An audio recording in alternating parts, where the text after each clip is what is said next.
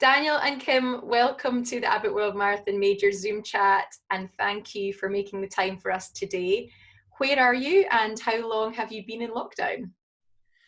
So we are in Maryland right now, and we have been here since early March. Okay. Daniel, let's start. Tell us, how have you had to adjust your training and your routine? How intense are things for you at home, and what's possible? So right now, so we live out in the country in Maryland. So I'm still able to get out on the road and train right now. And but other than that, I'm on my own with a roller and whatever's heavy that I can lift around the house. You're improvising. I like it. Kim, tell us about your day job, what you normally do, and how things have changed for you in the last few weeks as well. Yeah, so I usually I teach online, so that was convenient. I've been used to doing the online platforms. So I teach science to about 50 to 100 homeschooled kids every year, and so have lots of different classes going on. But we meet on a weekly basis online, and then they do their work on their own. So that aspect of things actually really didn't change much.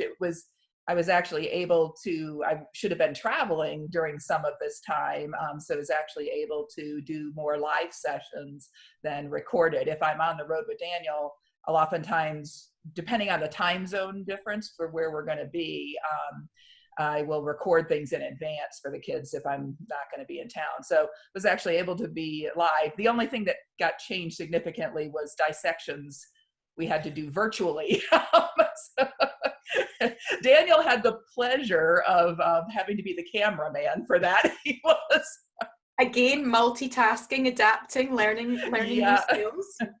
And Daniel, you've also been busy online doing some of your coaching in that way. Do you want to tell us a little bit about that?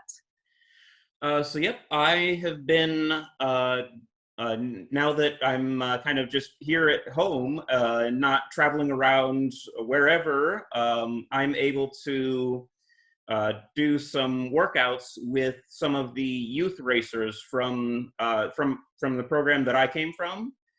And so I've been doing about 6 sessions a week with them. You know, we've been able to, everyone's been able to get a roller at their house, and so we've been able to train together. So it's been great. That's amazing. Kim, how much work, aside from your teaching, how much is involved for you in supporting Daniel's racing career and all these fringe activities and planning? Like, give us a little bit of insight into the life of an athlete's mom. I feel like I'm more of a manager, and that's the role.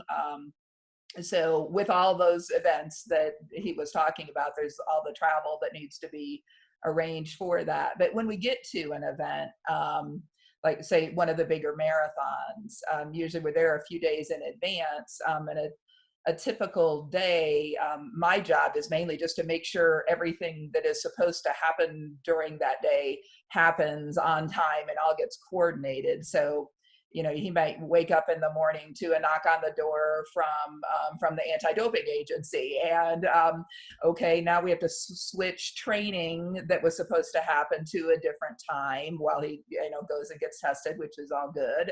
But then you got to get breakfast. You may have some sort of appearance that needs to be made. Maybe you're visiting a school or doing some other sort of event at an expo or something along those lines. You're back. If you're in another country, you're trying to figure out, okay, where are we getting food, and something that he's familiar with, and that kind of stuff. And we're also usually trying to scout the course at the same time. And it's Daniel's really feels it's important to drive usually the course, but if we're in London, we're not driving the course in London. So I think in London, we were Ubering around to different places that we couldn't walk to and stuff, just to see different points in the course. And then there's equipment to be dealt with, and just making sure that all the parts are working. If something happened on the flight over, has things been fixed up? Everything in functioning condition? So Yeah, it's just a lot. There's a lot of moving pieces. And then you got to just think about a race, right? You might be communicating with a coach back home, and thinking about the time differences there. You don't want to wake them up in the middle of the night. So just coordinating all of those kinds of things yeah, it's kind of a full-time job altogether, with both of us, working at it. Yeah, it's a real multitasking and a team effort to make it work. During this time, I know that you've been involved, both of you, in creating something special online for other wheelchair athletes. And you did something particularly interesting on what should have been Boston Marathon Day. I believe it was the Push Challenge. Do you want to tell us about that? Just thinking about how much those, the race organizers do for us, and how just such great care they take of us when we're at all the races. And so we wanted to pay tribute to those races. And we kind of got started throwing some ideas around on how. And we settled on basically doing a virtual push. And so we opened it up to everyone, not just people who are supposed to participate in Boston, because this is, it's a global thing.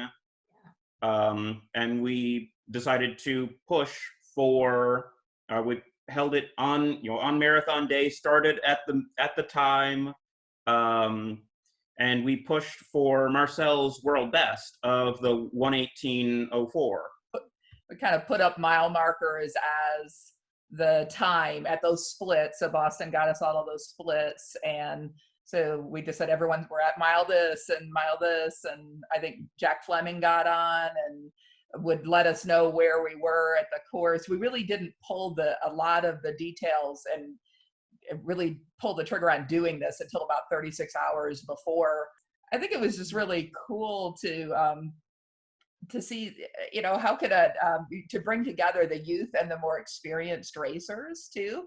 It's pretty cool that you got a 15-year-old in New Zealand and you've got a 10-year-old in Massachusetts, pushing with Marcel in Switzerland and Manuel in Switzerland, and Tatiana was, I think, down in Florida, and Ernst down in South Africa. It was just kind of crazy to think about that, and just what a neat experience it was for all the racers who might not normally get to do Boston. People are really getting creative, and like you said, Daniel, it's easy just to kind of brush things aside, but you actually turned that into a positive and did something that could have such an impact on a wide number of racers, which is just incredible. Sometimes you don't really realize how much something means to you until it either it's gone, or sometimes even until you have it back. So I mean, to me, it was kind of just seeing all those racers, and some who I had never met before, and just seeing that community again was just it was a really cool experience. So let's have a think back to last year, and when you were actually racing, Daniel. You had some incredible performances at the majors, and you are our Series 12 champion. Just a couple of things. What are some of your top memories or moments that spring to mind from the races? A few of the top, I would have to say, are Boston. I grew up in doing sports. Both of my youth coaches were from Boston, and so I would always hear stories about the Boston Marathon. It is an amazing experience. I think I just heard so much about it, and it just became such a big marathon in growing up. Whenever I heard a marathon, I thought Boston. London.